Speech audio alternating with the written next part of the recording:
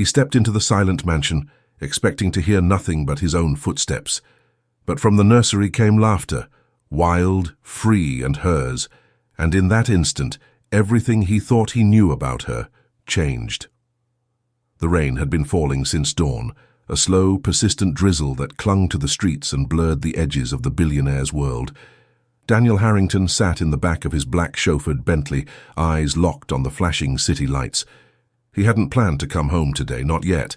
The board meeting in Singapore had ended 2 days earlier than expected, and instead of announcing his return to anyone, he had told his pilot to file a discreet flight plan and head straight to New York. It wasn't that he was hiding. It was that he wasn't ready. Home, for him, had always been a strange word since Amanda's death. The mansion felt like a museum, perfect, cold, every room whispering of her in ways that made his chest ache. He visited when required, smiled for the twins, no, the triplets, and then left again for another urgent business trip. The truth was, he didn't know how to be a father to 3 5-year-olds, not without her. He shifted in his seat, loosening his tie, his reflection in the tinted window, looking every bit the man the world knew him to be.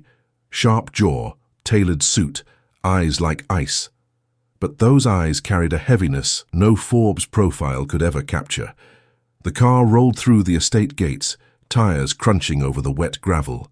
The Harrington mansion rose ahead, a sprawling structure of glass and stone. Lights glowed faintly in the east wing, the children's quarters. He frowned.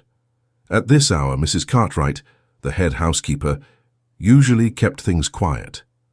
Inside, the air smelled faintly of lavender polish and fresh-baked bread.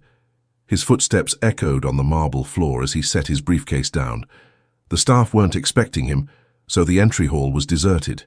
For a moment, the silence was complete. Then, he heard it. It wasn't the usual giggles of his children playing under a nanny's watch.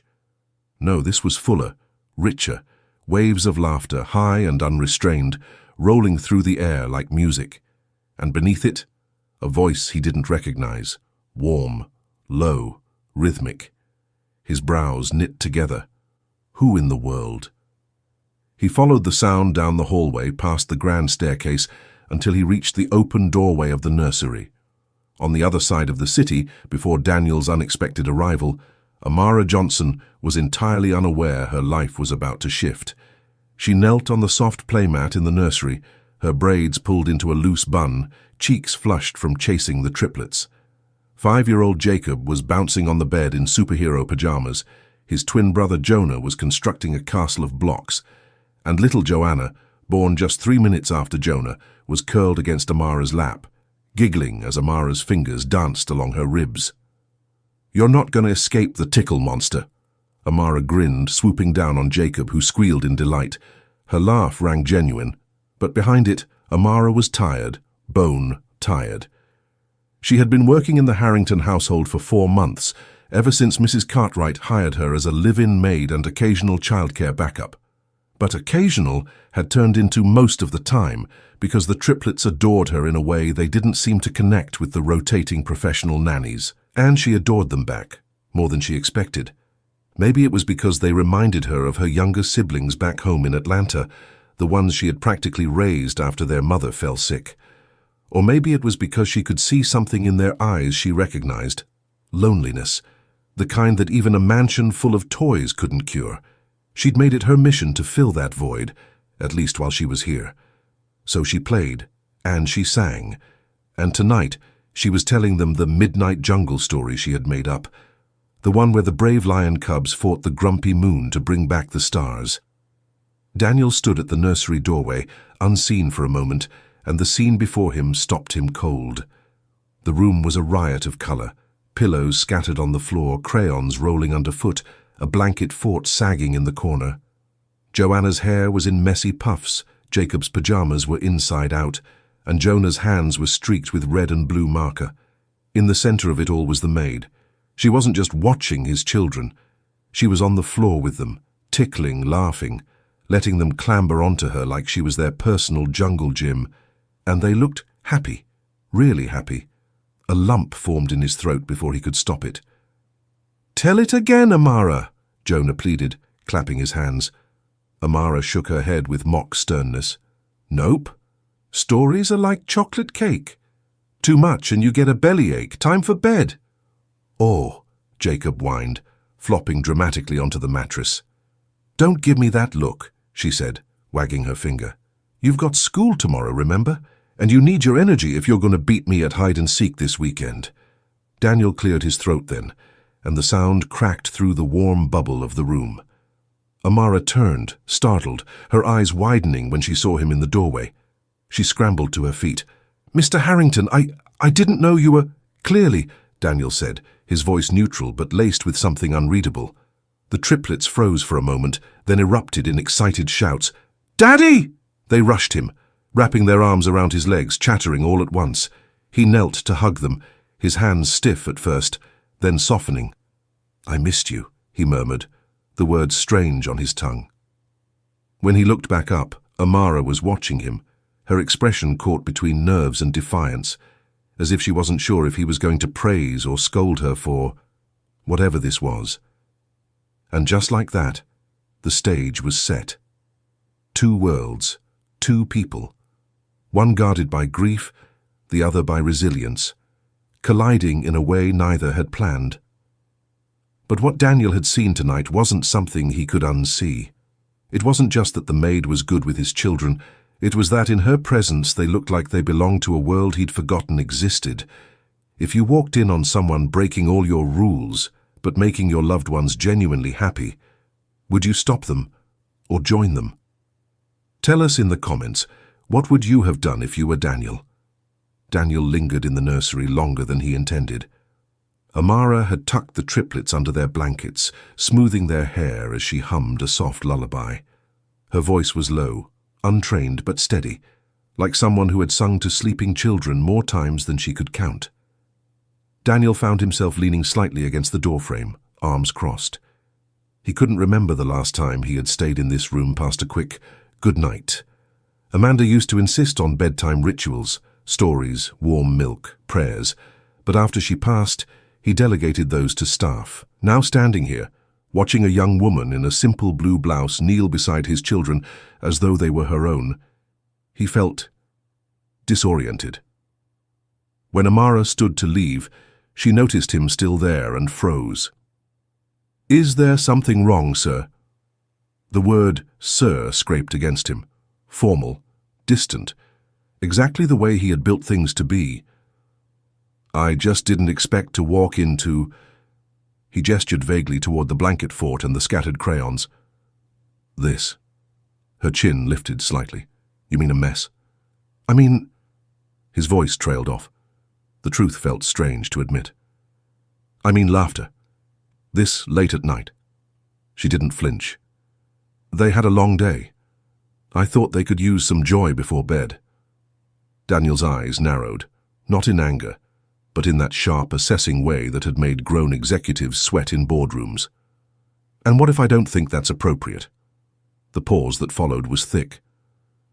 "Then I guess," Amara said softly, "I'd have to ask you which you'd rather they remember when they're older, the rules or the joy." The words hit him harder than they should have. He told himself it was arrogance, this young woman speaking to him that way. But deep down, something in him recognized the challenge in her tone and the sincerity. He didn't respond. Instead, he stepped past her into the hallway. "Join me in the kitchen. I'd like to talk." The kitchen, with its marble counters and soft under-cabinet lighting, felt cavernous at night. Daniel moved to the espresso machine. "Coffee," he offered. Amara hesitated. "If it's no trouble." He pressed a button, the machine whirring to life. The scent of fresh espresso began to fill the air. "So," he began, his tone businesslike, "you've been here 4 months." "Yes. And in those 4 months, my children have started building forts in the nursery." His brow arched slightly. "They've also started drawing more, asking more questions, sleeping through the night," Amara said evenly. "And laughing. A lot." Daniel sipped his coffee, studying her over the rim. She was calm, but there was a fire under her words. "You think I'm too strict." Her eyes met his, unwavering. "I think they miss you, and I think structure matters, but so does connection." The silence between them tightened. Daniel set his cup down.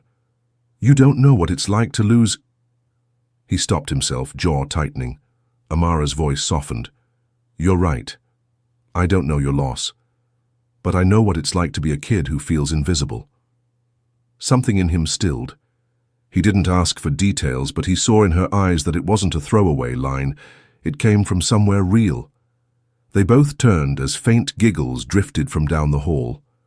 Daniel almost smiled. Almost. "They're still awake." Amara gave a small, almost guilty smile, probably whispering about the lion cubs and the grumpy moon. "The what?" "Bedtime story," she said with a shrug. "It's kind of our thing." For reasons he couldn't explain, Daniel found himself imagining his children years from now, telling that story to their own kids, not because of him, but because of her. The thought unsettled him. He pushed back from the counter. "Good night, Miss Johnson." "Good night, Mr. Harrington." But as she turned to leave, she added quietly, "For what it's worth, you should stay tomorrow night. Just once. See what they're like when they know you're coming."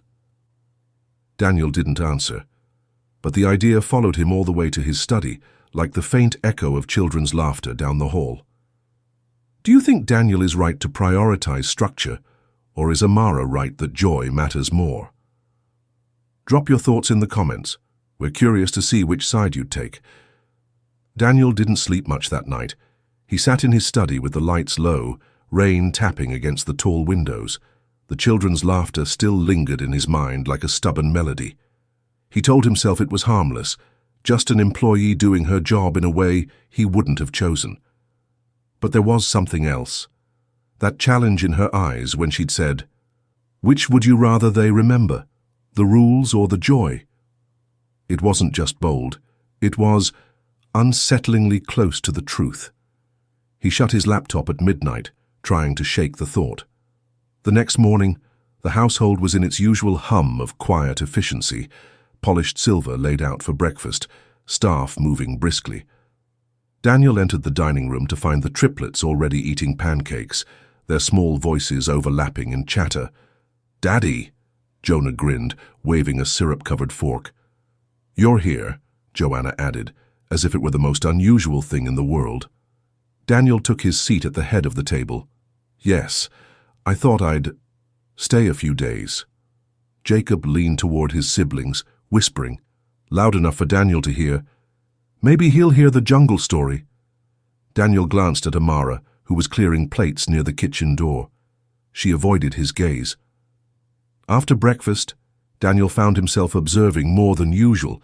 He saw how the children trailed after Amara, how they listened when she spoke, how she somehow managed to corral them into their coats without raising her voice. It bothered him, not because she was doing anything wrong, but because she was doing it better than he could imagine himself doing, and that meant she had power here, more than he was comfortable with. In the late afternoon, he caught her alone in the laundry room, folding a stack of the triplets' clothes. "Miss Johnson," he began. She straightened. "Yes, sir? I appreciate your dedication, but I'd like you to keep their evenings quieter.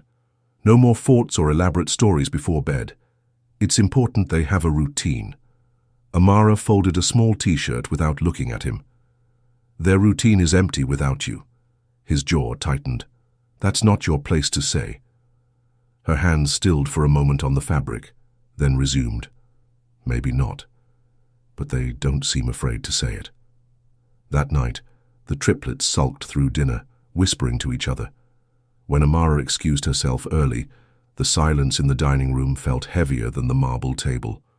2 days later, Daniel was in his office when Mrs. Cartwright appeared at the door.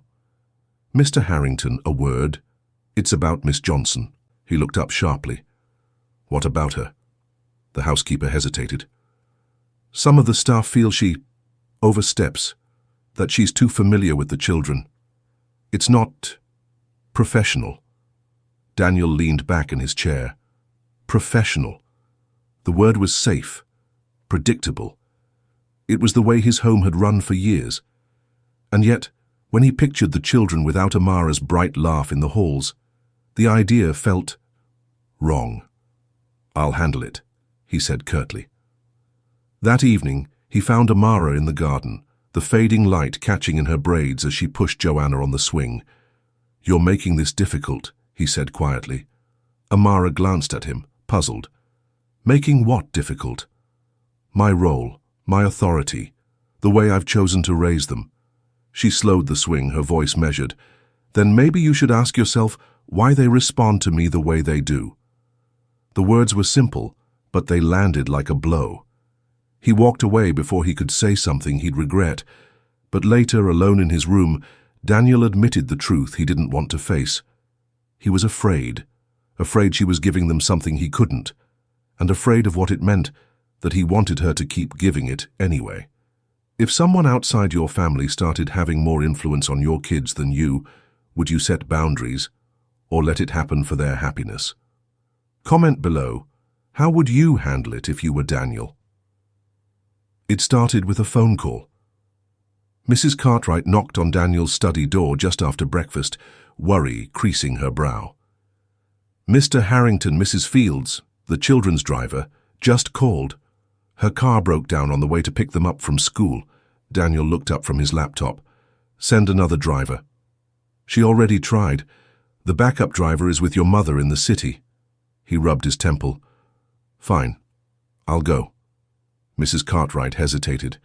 "Miss Johnson is already on her way to the school on foot. It's only 10 minutes, but with the rain—" Daniel closed his laptop. "I'll take the car. She can ride with me." The rain had returned, heavier now, making the air smell of wet asphalt. Daniel pulled the Bentley to the curb outside the school, spotting Amara under a black umbrella. She was holding it tilted over the triplets, letting herself get wet instead. He lowered the passenger window. "Get in." She blinked at him, then ushered the children into the back seat before sliding into the passenger side. "Thank you," she said, her voice careful. Droplets clung to her lashes, her blouse damp against her shoulders. "You're welcome," Daniel replied, pulling into traffic. Silence settled in the car except for the sound of rain against glass. Halfway home, Joanna piped up from the back seat. "Daddy, can Amara tell the jungle story again?" Daniel caught Amara's glance in the side mirror. She waited for him to answer. He surprised himself by saying, "Go ahead." Amara smiled faintly and began, her voice low and rhythmic. She wove the tale of the lion cubs and the grumpy moon, her words painting images so vivid Daniel could almost see them. The children leaned forward, hanging on every word, and without meaning to, he found himself listening too. When they reached the mansion, the triplets bolted inside, chattering about the story's ending. Daniel stepped out of the car at the same time as Amara. For a moment, they stood together under the shelter of the porte cochere, rain pounding the driveway just beyond. "You have a way with them," he admitted quietly. Her expression was unreadable. "It's not a way, Mr. Harrington. It's just noticing them." The words lingered between them, heavier than the rain. That afternoon, another disruption sealed their proximity. Mrs. Cartwright entered the study, flustered. "Sir, the kitchen staff had to leave early. Family emergency. I've made arrangements for takeout." "No," Daniel interrupted. "We can manage. What do the children usually eat?" Amara appeared at the doorway. "I can make something simple. Mac and cheese, maybe, or their favorite, chicken soup." Daniel hesitated, then stood. "I'll help." Her brows lifted slightly. "You cook?" "I can follow instructions." The kitchen felt strangely smaller, with just the two of them moving around it. Steam rose from a pot on the stove, and the scent of simmering broth filled the air. Daniel chopped carrots, slowly, methodically, while Amara shredded chicken. "You really don't have to," she said, not looking up from her cutting board. "Maybe I want to." She gave a small smile, but said nothing. As they worked, conversation slipped in around the clink of knives and the soft bubbling of the soup. "You said once you know what it's like to feel invisible," Daniel said casually, though the question beneath was not casual at all. Amara kept her eyes on the pot. Yeah, my mum worked 2 jobs. My dad wasn't around. When you're the oldest of 5, you become background noise to the grown-ups. He didn't press for more, but he stored it away. By the time the soup was served, the triplets were ecstatic, partly because Daddy was serving it himself. Best dinner ever, Jacob declared, slurping noisily. Daniel caught Amara's amused glance across the table. For the first time in a long time, the dining room didn't feel like an icebox. Later, after the children were asleep, Daniel walked Amara to the hallway. Thank you for today. She gave a small nod. It's what I'm here for. But as she turned away, Daniel realized the truth. She was here for far more than he had allowed himself to admit. Have you ever been forced into spending time with someone you didn't fully trust, only to start seeing them differently? Share your story in the comments. We'd love to hear it. The rain had cleared the next morning, leaving the air sharp and cool. Daniel was in the garden, coffee in hand, when he noticed Amara kneeling by the flower beds with Joanna. They were planting something, small purple blooms. What's this? He asked, approaching. Joanna beamed. Mommy's flowers. Amara found the same kind from the picture in the hallway. Daniel froze. The picture, the one of Amanda holding Joanna in the hospital, purple irises in the background. He hadn't noticed Amara studying it. I thought it might make them feel closer to her, Amara said quietly, brushing dirt from her hands. Something tightened in his chest. You never mentioned you knew. I don't have to mention it to see what's missing, she replied gently. That evening, after the children had gone to bed, Daniel found himself in the kitchen again. Amara was rinsing dishes, sleeves rolled to her elbows. Sit, he said suddenly. Have coffee with me. She hesitated, then dried her hands and joined him at the counter. You're not like the other staff, he began. They keep a distance. You don't. Her lips curved in a faint smile. I wasn't raised with distance. My mother taught me that people need to feel seen, especially children. She said love isn't about perfect houses and rules. It's about presence. Daniel studied her. Your mother sounds wise. Amara's eyes softened, but dimmed at the edges. She was until she got sick. He didn't interrupt. I was 17 when she passed. My youngest brother was only 5. I had to choose, go to college like I'd planned, or work to keep my siblings together. So, I worked. And I learned that sometimes you can't give kids everything they want, but you can give them the one thing they'll never forget. Your time. Her voice wavered slightly at the end, but she didn't look away from him. Daniel felt the words like an echo of something Amanda used to say. They won't remember the toys, Daniel. They'll remember your laugh at the dinner table. I wasn't there, he said finally. Amara frowned slightly. For what? For her last day. Amanda. I was in Hong Kong closing a deal. I told myself I couldn't have changed anything if I'd been here, but the truth is, I don't know. It was the first time he had said her name out loud to anyone in years. The silence between them wasn't uncomfortable. It was heavy with things they both understood. Loss, guilt, the ache of what couldn't be undone. Finally, Amara spoke. You can't change what happened, but you can change what happens next. The simplicity of it nearly undid him. The next few days passed differently. Daniel began joining bedtime more often, not every night, but enough that the triplets noticed. He didn't tell Amara he was doing it because of her words, but he suspected she knew, and she in turn seemed less guarded around him. He caught her humming while folding laundry, or laughing quietly at something the children said. Once, he even heard her singing to herself in the pantry. One evening, while helping Jonah with his homework, Daniel noticed the boy's crayon drawing. 3 kids, a tall man, and a woman with long hair standing under a sun. Who's that? Daniel asked, pointing to the woman. Amara, Jonah said without hesitation. She's part of our family now. Daniel didn't know what to say. Later that night, he found Amara in the living room, tidying up. The kids think of you as family, he said. The words both a statement and a question. Her hand stilled on the back of the couch. And do you think that's a problem? He hesitated. No, I think it's inevitable. Their eyes held for a long moment. If someone stepped into your life and began to feel like family, would you embrace it or fear losing them too? Let us know in the comments. How would you handle it if you were Daniel? The first signs were subtle. Daniel started lingering in the kitchen more often when Amara cooked.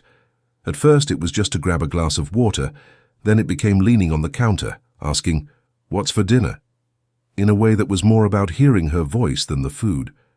Amara, for her part, stopped stiffening when he entered the room. She still kept a respectful distance. He was, after all, her employer. But there was an ease now, a lightness in her smile that hadn't been there before. One afternoon it rained so hard the garden flooded. The triplets, stuck indoors, were restless tornadoes of energy.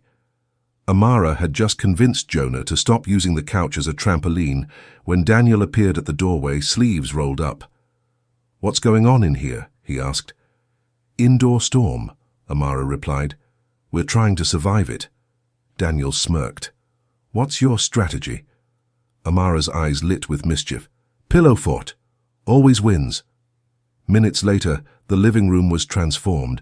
Couch cushions stacked like castle walls, blankets draped for roofs, fairy lights from the storage closet casting a warm glow.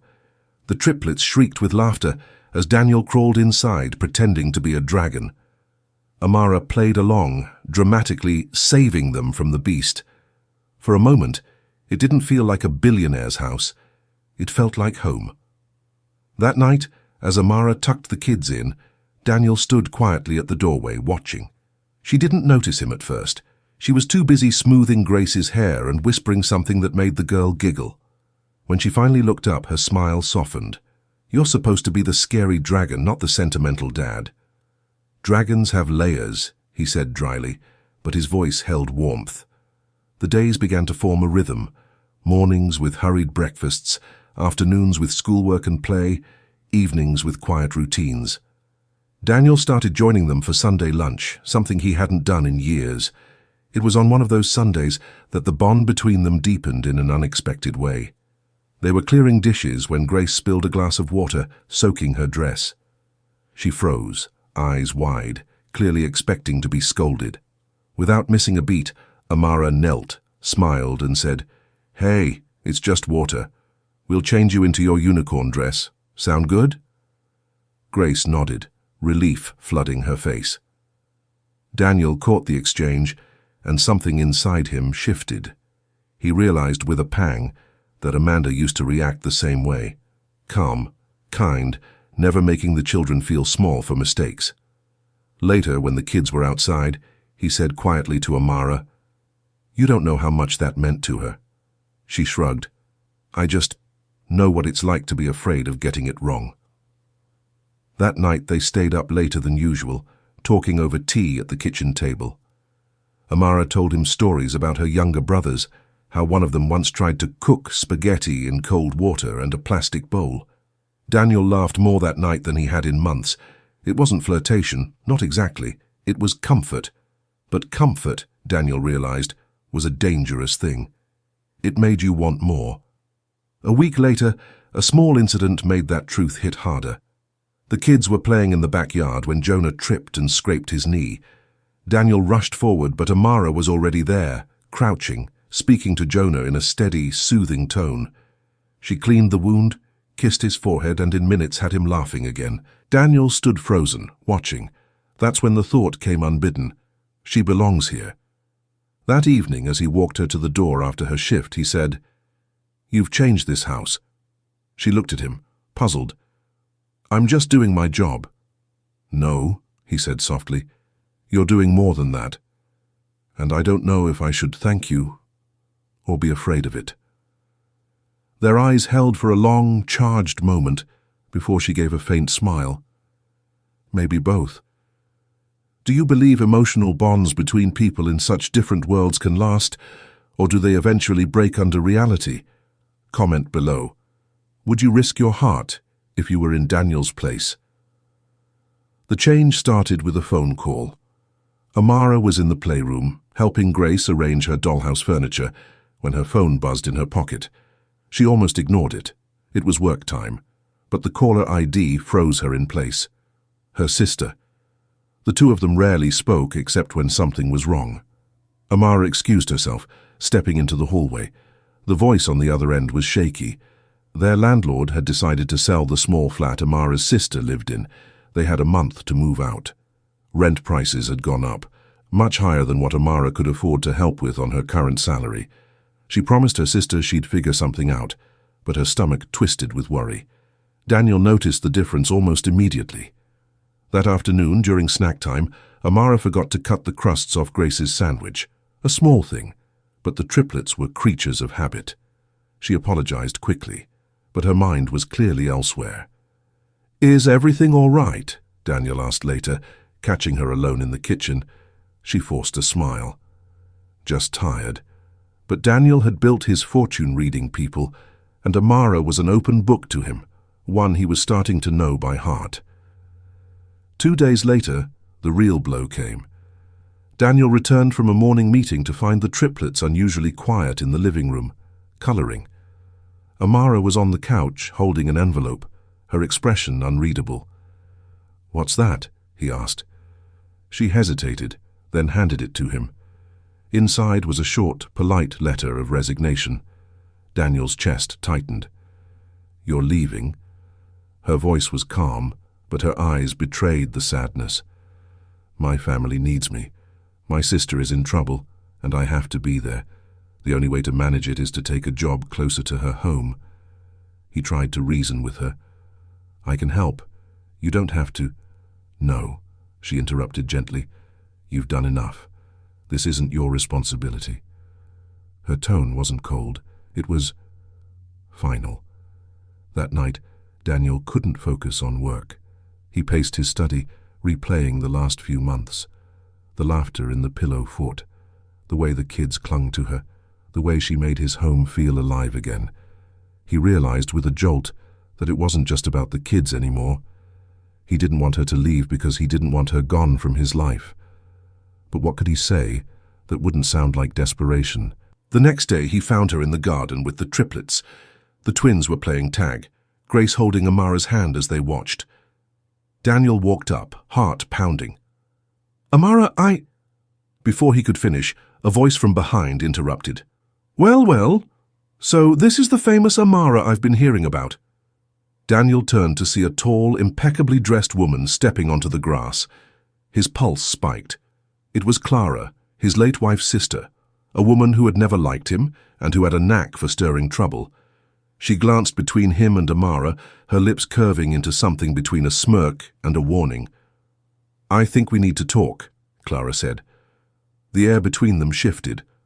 Amara's smile faded, and Daniel suddenly knew, whatever this conversation was going to be, it might change everything.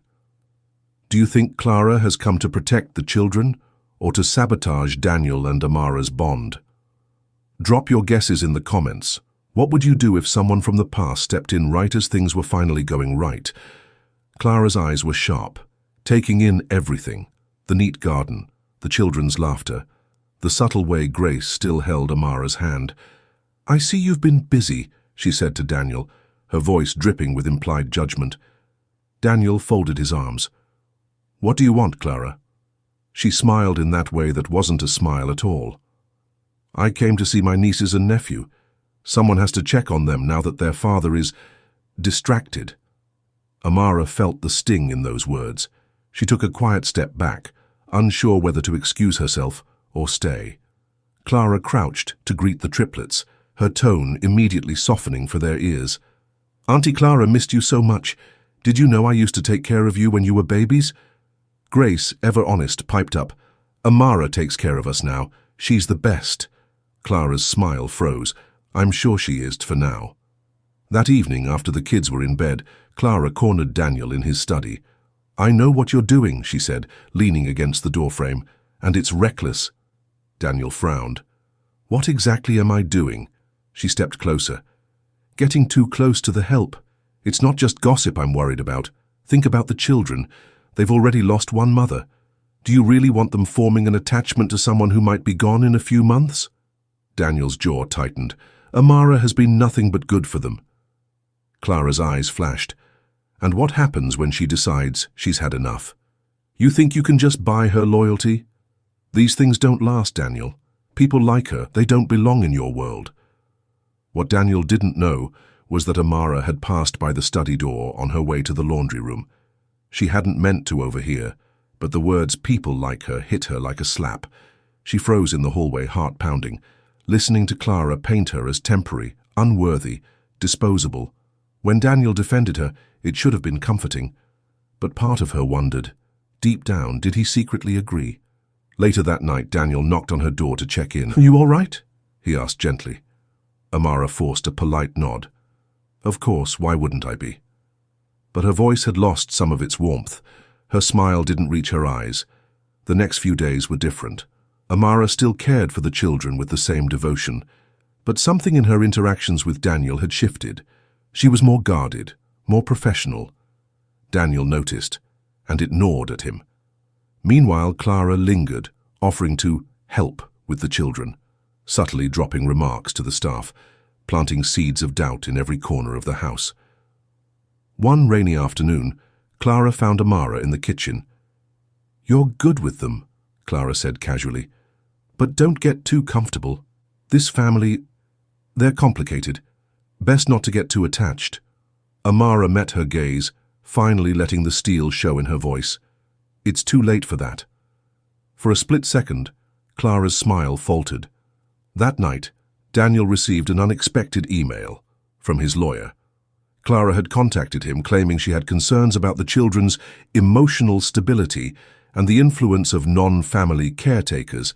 It wasn't just gossip anymore, it was a fight. And the person caught in the middle, Amara, was about to make a decision that could change everything. If you were Amara, would you stay and fight for your place in the children's lives, or leave to avoid the pain? Tell us in the comments, what's the right move when someone is trying to push you out but your heart's already in too deep?